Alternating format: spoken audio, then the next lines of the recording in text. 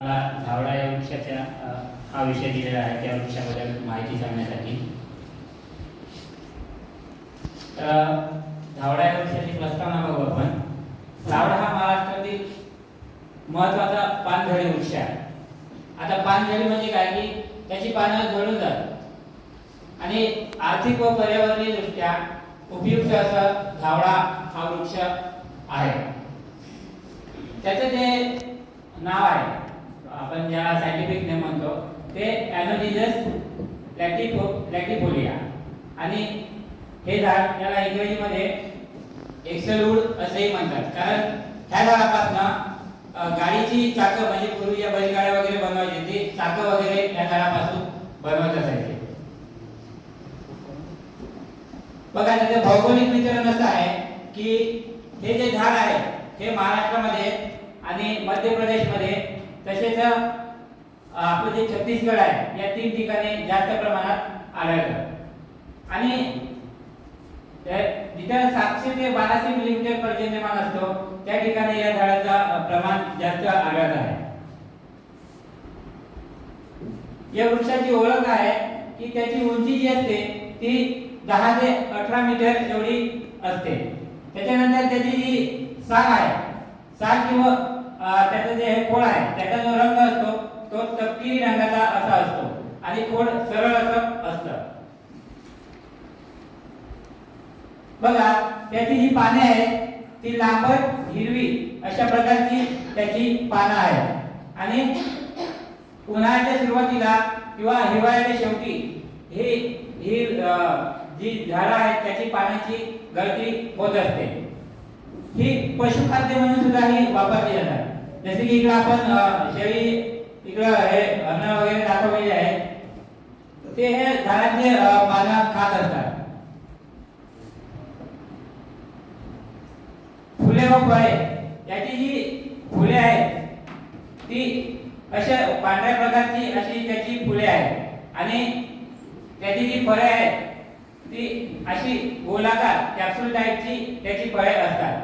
April व मे मध्ये हे येत असतात.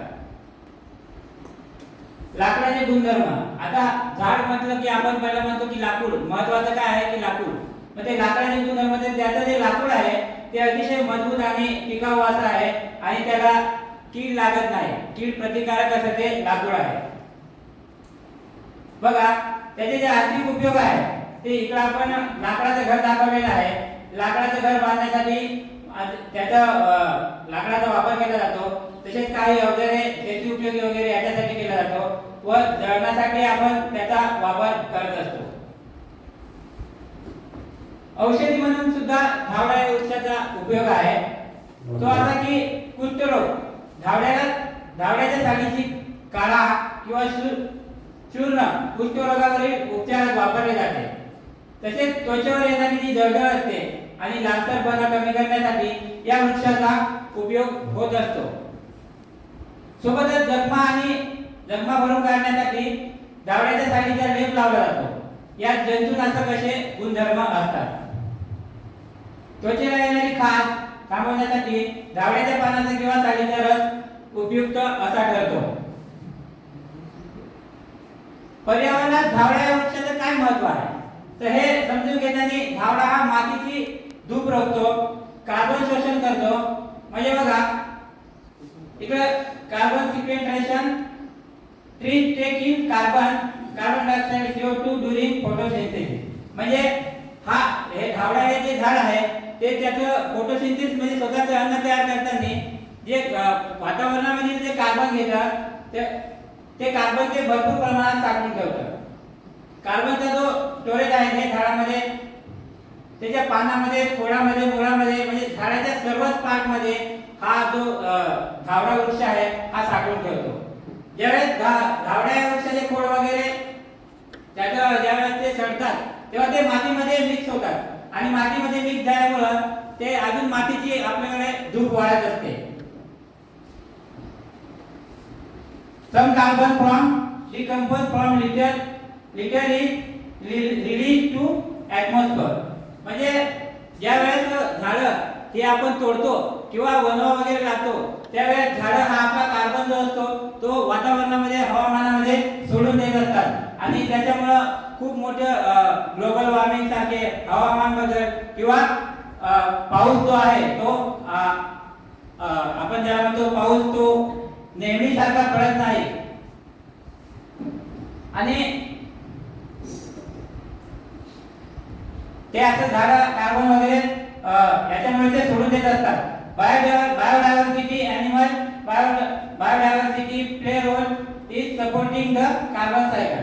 म्हणजे याची जी झाडं आहेत, आता तुम्ही म्हणाल की जसं की सरांनी मगाशी प्रश्न विचारला की बायोडायव्हर्सिटी म्हणजे आता काय उपयोग आहे, तर बायोडायव्हर्सिटी म्हणजे असं की जसं म्हणलं की आपण सर्व माणूस असो प्राणी असो जे एकमेकांवरती आपण डिपेंडेंट असतो, तर याचा जो पाला असतो जसं आपण म्हटलं मगाशी मी दाखवलं होतं की याची जी पानं ती शेळ्या मेंढ्या हरणे हे खात असतात, नीलगाय वगैरे सर्व हे जे तृणभक्षी प्राणी आहेत ते याची पानं खात असतात आणि जसं की मेंढी शेळी हे आपण म्हणजे जे मांसाहारी माणसं आहेत ते त्याच्यानंतर त्याला खात असतात, म्हणजे एकमेकावरती डिपेंडेंट आहे.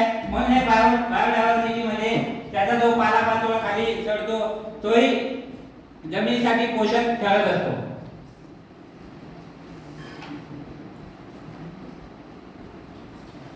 धावड्याची मुळं ही खोलवर असतात, पण धावड्याची मुळं जमिनीत खोल मातीची धूप रोखण्याचे काम अनुभव आणि ते जागतिक वातावरणासाठी कार्बन शोषक असतं. त्यासाठी एक वाक्य आहे, जागतिक तापमान वाढ रोखूया, कार्बन शोषक वृक्ष जगवूया.